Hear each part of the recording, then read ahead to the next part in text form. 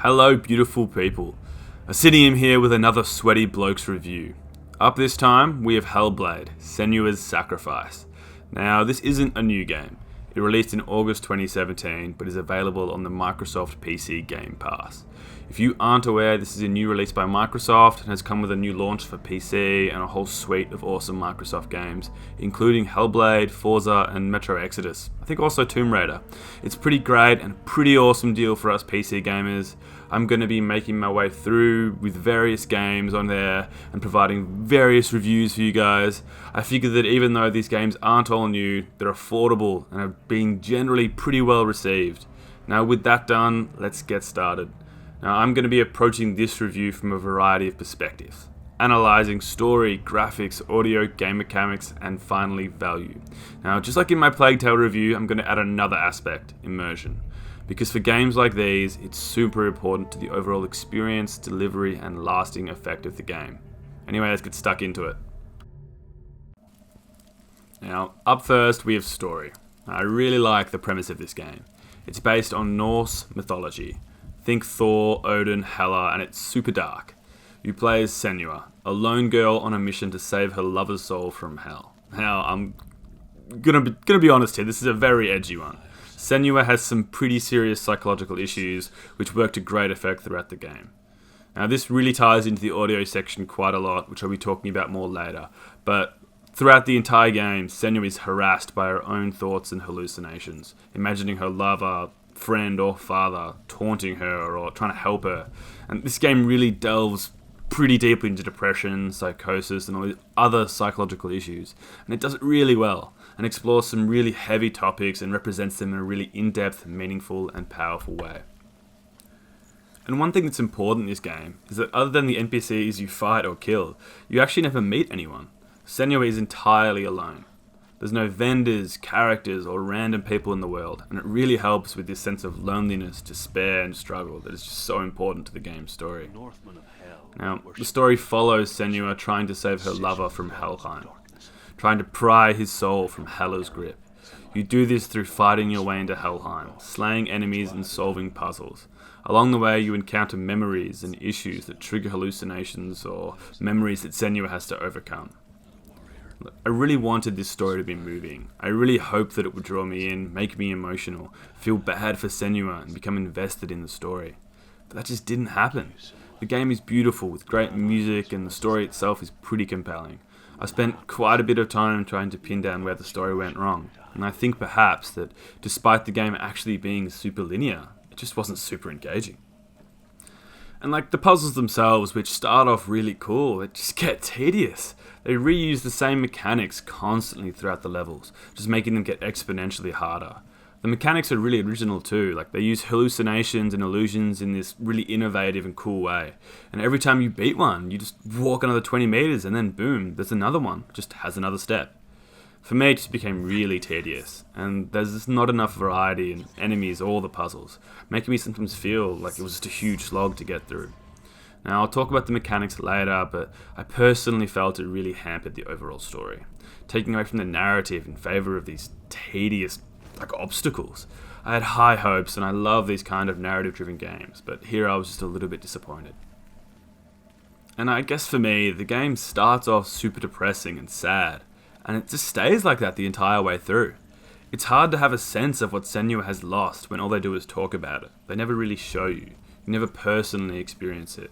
The overwhelming sadness and depressing nature of the game, for me, should have been a drawing point. But the fact that there's never any variation or alteration in the gameplay takes away from her sense of loss. If you only ever experience her sadness, it's hard to equate that with how happy she must have once been, particularly if you never actually experience it in-game. I'm really disappointed about this, but I'm going to give Hellblade a 7 out of 10 for its story. Alright, so in regard to graphics, Hellblade nails it. The game is stunning, with a beautiful art style and world that draws you in really deeply. Here are some clips of some parts of the game where I just stopped and just absolutely loved it. Now I'm going to run these in the background while I talk about the rest of the game, and I hope you enjoy. Alright, so the combination of this Norse architecture with the hallucinations and the grimness that Senua's mind forces onto the world creates this sort of sense of permanent dread. It's really powerful, and I think this is definitely one of the most polished and effective parts of the game design. Kudos to the developers, because this is fantastically done. The weather effects and the level of immersion that these beautiful graphics facilitate are great. Now, I did sometimes suffer these random and persistent FPS drops, which meant that I'd have to restart the game, which is never ideal. And this happened more than a few times, so it's definitely enough for me to mention. And I'm going to deduct some points because it is pretty annoying when you have to completely stop what you're doing to start again. Anyway, so in terms of graphics, Hellblade is a solid 9.5 out of 10.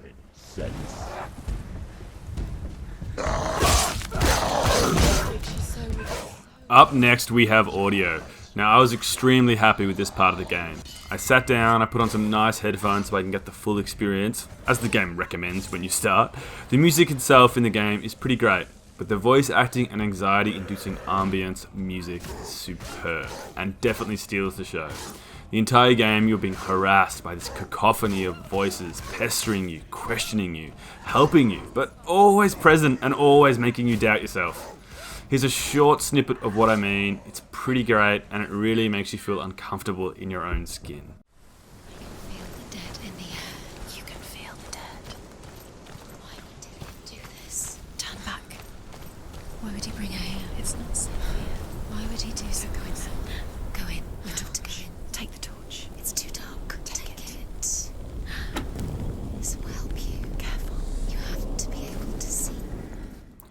The sheer variety in recordings of voices, lines, the reverb, and echoing inside your own head of the voice lines is really cool, and I overall bloody loved it. I just can't believe how well this is done in the game. It really gives a sense of just extreme loneliness that the game tries to convey, and I thought it was great. So for audio, I'm going to give it a 9 out of 10. What's wrong? What happened? Can you hear me? Okay, so up next we've got game mechanics. This is another part of Hellblade that's unfortunately quite mixed. Let's start off with the combat. So I was a little thrown when I started, as there's no combat tutorial. It just sort of throws you in there without any preamble, which definitely shook me for a second, but the combat itself was pretty simple. X for fast attack, Y for heavy attack, right bumper to block, etc. Nothing too crazy. And it's all easy to see if you just pause the game. So the combat is quite simple, nothing too crazy, but I've got to say it feels pretty great. Like the noises and vibrations that come through my controller when hitting enemies was super rewarding and felt nice. There's also some pretty cool combos, like if you were sprinting at someone and hit fast attack, there's a special animation. There's a few like those, it's pretty cool, but nothing mind-blowing on that front. Then there's the puzzles of the game, which make up the meat of your gameplay. So as I said earlier, they did get quite repetitive. But in particular, there is an illusion boss who I thought had this really cool concept and implementation of mechanics. So you wander around listening to the song of the boss, and it's really off-putting, and it sort of draws you to the area you're supposed to be in. And you either have to align these shapes to open a barrier by walking through these circles that remove the illusion, or reveal these pathways or structures that aren't there otherwise. It's really well done, it's intricate, and it conveys this sense of illusion and not being able to trust your eyes, which really is just such an essential part of the overall plot and progression of Senua's story. And the rest of the puzzles sort of generally consist of you going around trying to either find symbols that will unlock the doors. And the symbols are super varied, and perhaps they're either in the shadow from the sun or created out by lining these several burnt structures in a row. And it was pretty cool too, but the novelty wore off after the 20th time of doing it. And I think they lent into it just way too much, and it definitely became tedious. So, whilst the game had some really great original mechanics that definitely contributed to the overall story and uniqueness of Hellblade, I feel they relied too much on the use of the same mechanics. The combat itself just became repetitive, as were the enemy types you fight, and after the first hour you've pretty much already faced all the game has to offer you in regard to enemy types. Now, whilst I really liked the illusion and the problem-solving mechanics to begin, I definitely found myself sighing every time I encountered the same problems more and more. Now, for game mechanics, I'm going to give it 6.5 out of 10. Now, what they have is great. There's no doubt about that, but there's just not enough variety. Now, here we are at value. Okay, so as I said, I picked this up off the Xbox Game Pass for PC for a total of $5 a month. Now, as I said, this game's a few years old, but in terms of value, it's a pretty hard bargain to beat. And on top of this game, you also get access to Metro Exodus, Forza, Gears of War, I think one of the Tomb Raiders. It's pretty great, and I can't recommend this deal enough. So even though this game is mixed so far, I definitely reckon it's worth trying out. So 10 out of 10 for value. So just like with my A Plague Tale run through, this is a narrative, immersive experience that seeks to draw you into the trials, horrors, and struggles of Senua as she tries to redeem herself and her lover. And I've got to say, I was disappointed. I really think this is a combination of all the other elements and their failures that cause this. The story itself is just so goddamn depressing. It really is. And it struggles to ever break from that pace. It just makes you miserable for hours as you play through this game. And this game only took me about 8 hours to complete. I've really got to say, it felt more like 15 or 20. I really just couldn't sink in and lose myself. Despite it having no loading screens, fantastic audio and graphics and combat, the repetitive nature of just the puzzles and the game mechanics had me reaching a new puzzle, pausing, putting down my controller and just like getting a glass of water, having a break before I came back and sat down to push through. And it's not because it was that hard, it's not. It was just not super fun. It was an effort. And I'm really sad to say, but it just did not have the immersive nature I was really hoping for in this one. I think it was mostly just the constant depressing tone and the sheer repetitiveness of the game that really ruined it for me. In regard to immersion, I'm going to give it a 4 out of 10.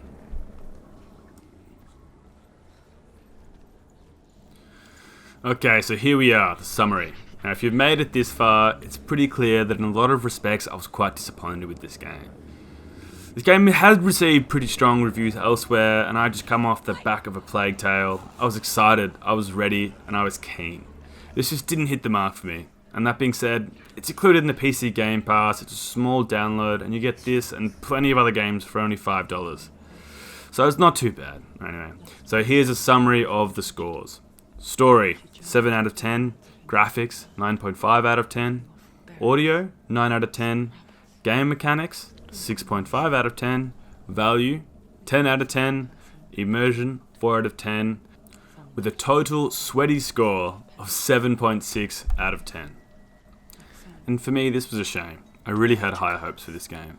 Now, if you agree or if you loved it, please let me know in the comments. I'm curious as to what you all think. And as I said before, I'm making my way through the PC Game Pass at the moment. Up next, we have Metro Exodus and Ori and the Blind Forest. So please hit that subscribe button if you want to see them. Also give this video a like if you enjoyed my review because it helps me out tons. Now thanks for watching and I'll see you next time.